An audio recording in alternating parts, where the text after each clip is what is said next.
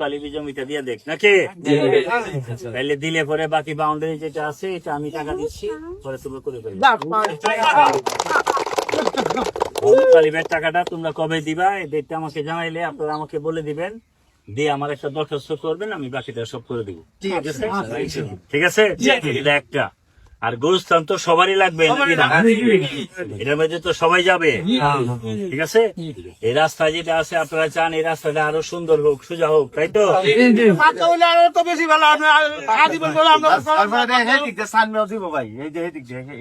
আচ্ছা আপনারা যে জায়গাটা হয়েছে মুতালিব যে জায়গাটা দিছে মুতালিব তুই আমার একটা কাগজ করে তুই যে জায়গাটা দিচ্ছ রাস্তার জন্য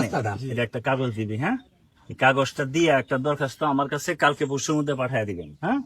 পাঠিয়ে দিলে পরে আমি আগামী 3 মাসের মধ্যে 3 থেকে 4 মাসের মধ্যে এই রাস্তাটার মধ্যে সোলিং করে দিই ঠিক আছে সোলিং করে দিলে সোলিংটা যখন বসবে বসার পরে আমরা এটা পাকা করে দিব ঠিক আছে এরপরে এই যে গাছ টাছ যারা লাগাইছে যদি রাস্তার উপরে পড়ে থাকে গাছ লাগানো তো ভালো যদি রাস্তার উপরে পড়ে থাকে তাকে বলতে হবে তুমি সরাই রাস্তার সাইডে নাও এই লোক যদি না নেয় তাইলে তাকে আইনের আওতায় আনতে হবে কেন রাস্তার মাঝখানে সে গাছ লাগাইছে ঠিক আছে তাইলে আমি প্রশাসনের সাথে কথা বলবো ইউনুকে বলবো ওসিকে বলবো যে আপনি এটা দেখেন গ্রামের হাজার হাজার মানুষ চাচ্ছে রাস্তার মধ্যে যেন কেউ গাছ না লাগায় নাকি ভাই আপনারা কি চান রাস্তায় গাছ থাকুক ভাই কি কেউ চাই না রাস্তার মধ্যে গাছ আব্দুল্লাহ দেন তো সবাই চান যে রাস্তার মধ্যে গাছ না লাগায় সাইডে লাগাক তাই তো আর যেটা অবৈধ ভাবে লাগাইছে এটা যেন তুলে ফেলে নাকি